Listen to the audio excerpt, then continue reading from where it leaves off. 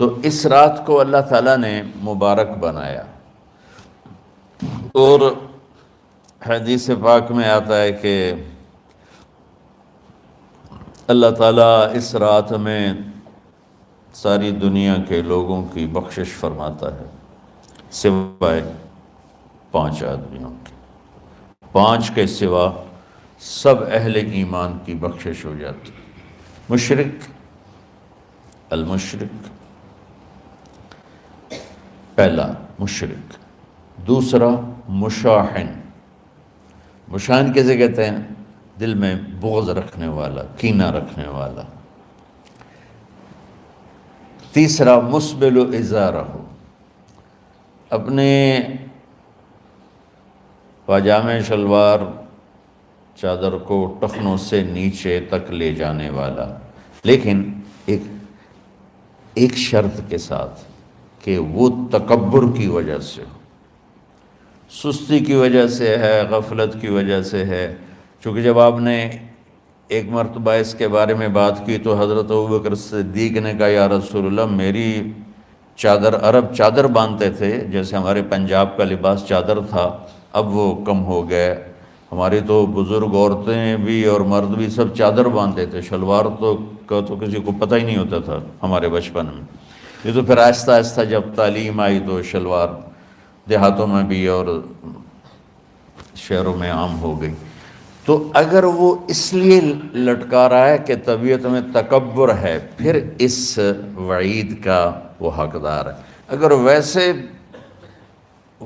اس کی نیچے جا رہی ہے تو میرا مالک ایسا، وہ تو ہے ہی رحیم و کریم، ہے ہی رحیم و کریم، ہے ہی رحیم و کریم، صرف شلوار نیچے لٹکانے سے وہ اتنی شدید سزا دے۔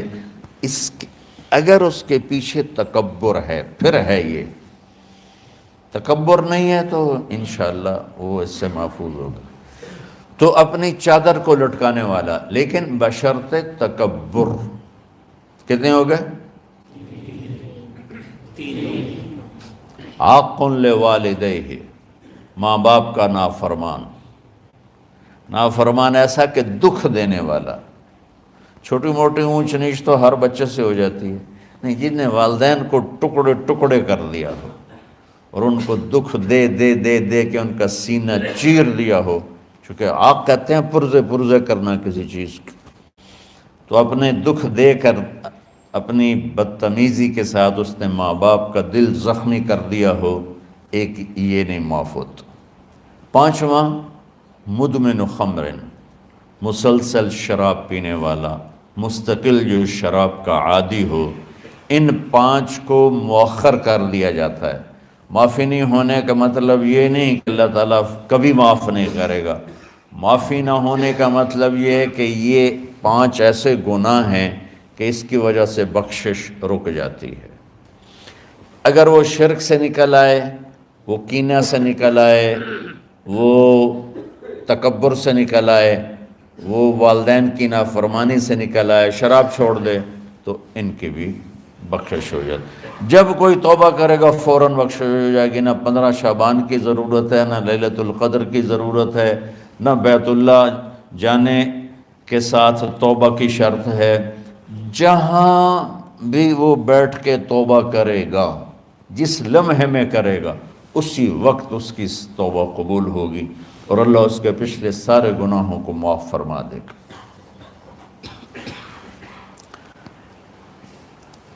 دن کا روزہ، رات کا قیام، زیادہ قیام سے مراد نوافل ہیں، کوئی گھر میں پڑھ لے، کوئی مسجد میں پڑھ لے۔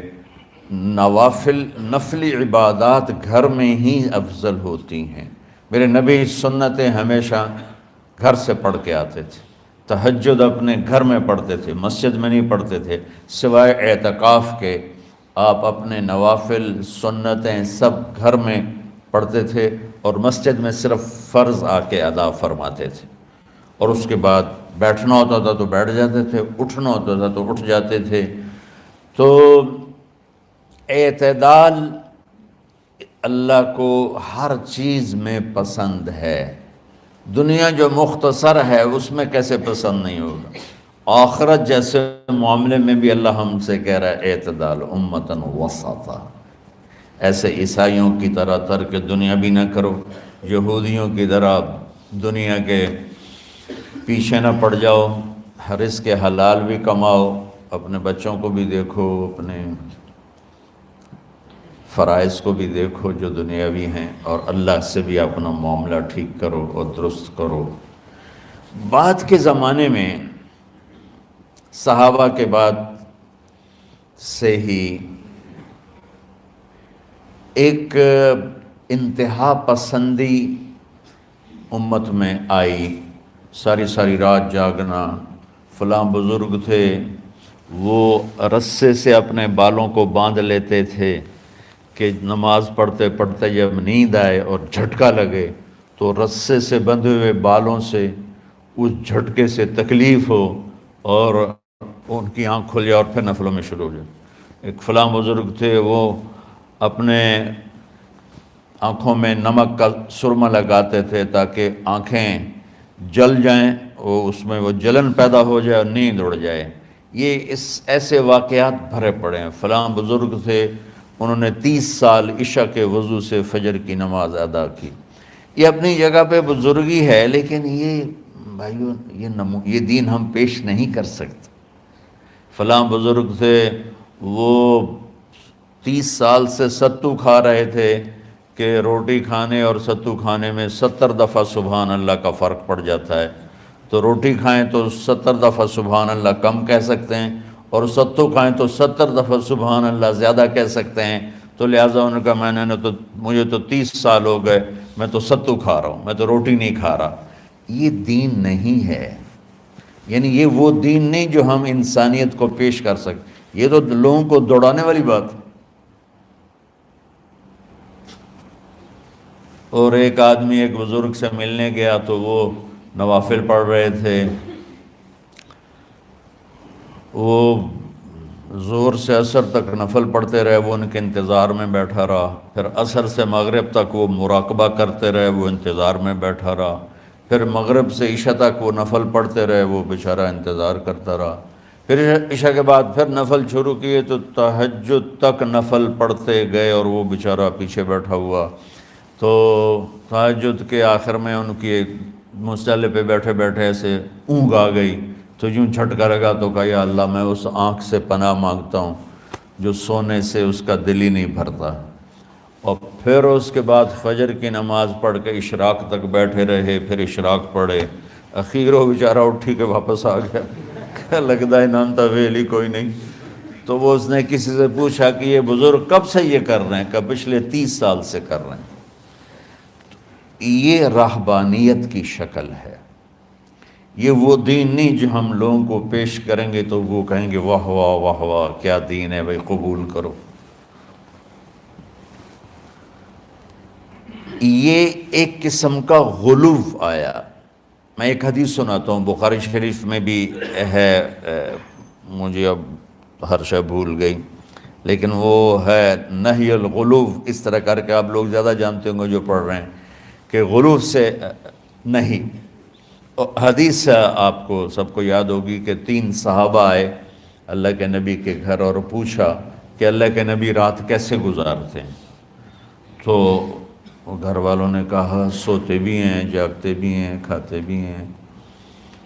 تو وہ تینوں آپس میں کہنے لگے وہ تو نبی ہیں، سوئیں بھی تو کوئی بات نہیں، اور شادی ہے کوئی بات نہیں، ہم تو نبی نہیں، ہمیں تو کچھ کرنا چاہیے۔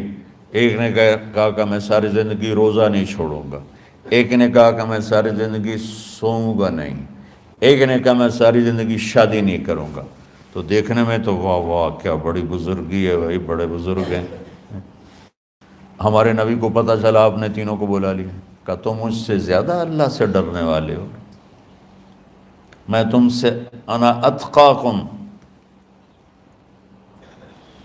یا اخشاکم، الفاظ آپ لوگوں کو زیادہ یاد ہوں گے لیکن مفہوم میں صحیح پیش کر رہا ہوں۔ آپ نے کہا میں تم سے زیادہ اللہ کو جانتا ہوں، تم سے زیادہ اللہ سے ڈرتا ہوں، میں سوتا بھی ہوں، میں کھاتا بھی ہوں، میں روزے بھی رکھتا ہوں، میں چھوڑ بھی دیتا ہوں۔ میری بیویاں بھی ہیں، میں اپنی بیویوں کے پاس بھی جاتا ہوں۔ تم دین میں غلو سے بچو، پہلے امتوں کو ہلاک کر دیا دین میں غلو۔ دنیا میں غلو یعنی انتہا پسندی، ایکسٹریمسٹ ہونا، دنیا ہو یا دین ہو، دونوں میں اعتدال بچو، اللہ تعالیٰ کو پسند ہے۔ تو شعبان کے حوالے سے ایک علماء کا طبقہ اتنا رد میں گیا کہ ایسی نفی کر دی کہ جیسے ہے ہی کچھ نہیں، یہ بھی غلط ہے۔ ایک طبقہ وہ ہے جو پتہ نہیں کیا کچھ کرتا ہے شب برات کے نام پر، وہ بھی غلط۔ ساری حدیثوں کو ملا کر روزہ اور رات کا قیام، کہ رات کو اٹھ کے کچھ اللہ کو یاد کر لو۔ اب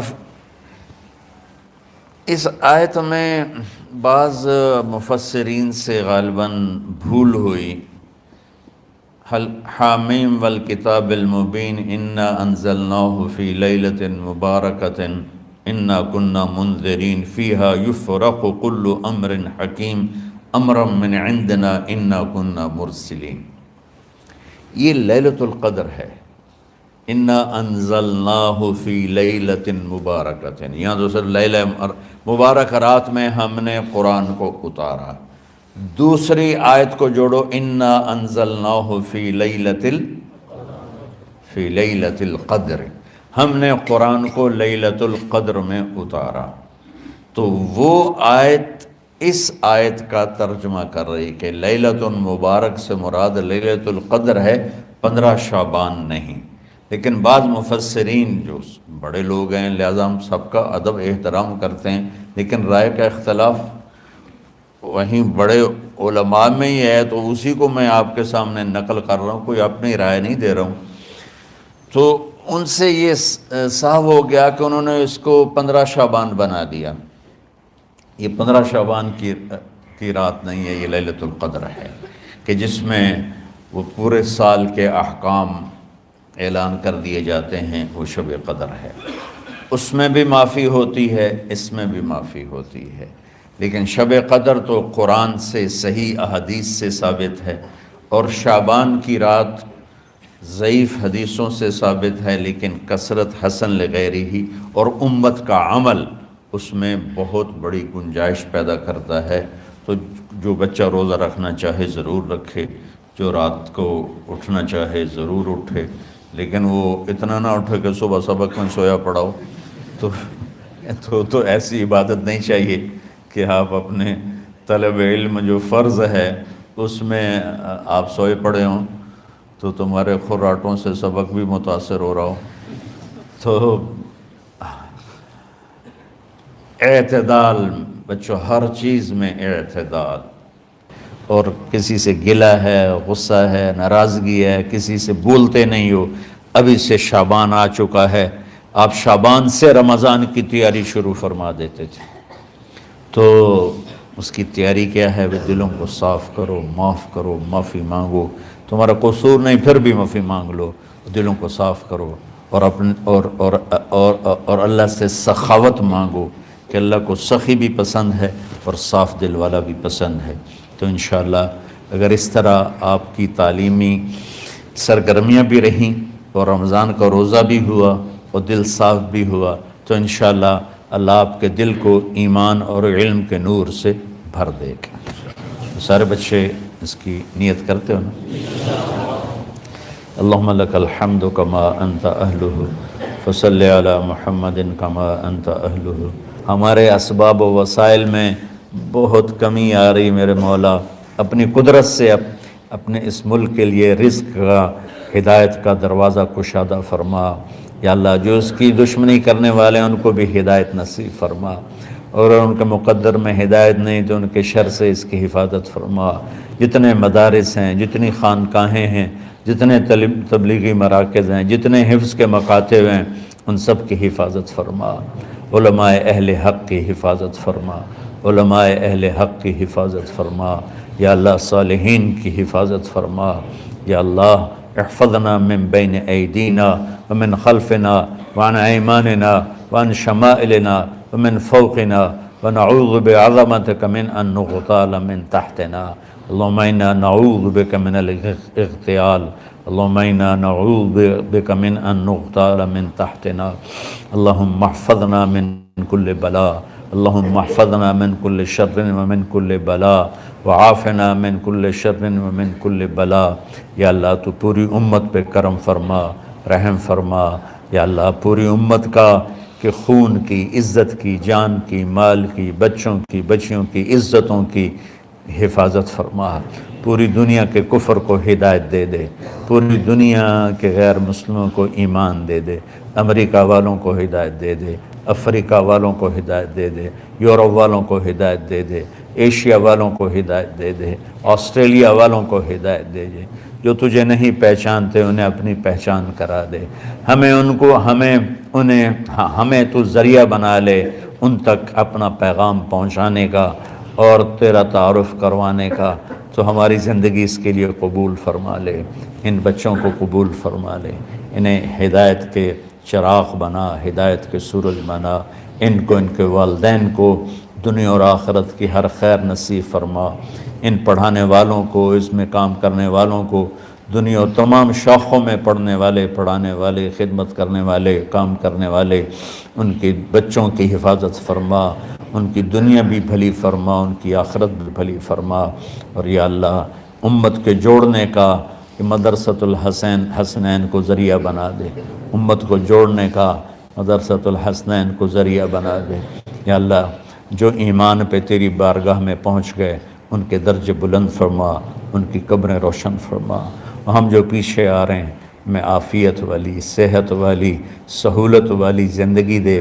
اور ایمان والی موت عطا فرما یا اللہ امراض والی موت سے بچا ہسپتالوں والی موت سے بچا اغتیال والی موت سے بچا عافیت سلامتی والی ایمان کے ساتھ اپنی رضا کے ساتھ ہماری واپسی یا اللہ مقدر فرما یا اللہ جو بیمار ہیں جو بچے بیمار ہیں جو اساتذہ بیمار ہیں یا اللہ میں بھی تیرا حقیر فقیر بندہ بیماری میں چل رہا ہوں ہم سب کو صحت شفا کامل نصیب فرما صحت شفا کامل نصیب فرما یا اللہ صحت شفا کامل نصیب فرما یہ جو نکاح ہوا ہے ان میں بھی یا اللہ جان بین میں برکت نصیب فرما اور محبت نصیب فرما یا اللہ ہم سب سے راضی ہو جا توفنا مسلمین والحقنا بالصالحین غیر خزایا ولا مفتونین انک علی کل شیء قدیر ربنا آتنا فی الدنیا حسنہ وفی الآخرۃ حسنہ وقنا عذاب النار وصلی اللہ تعالی النبی الکریم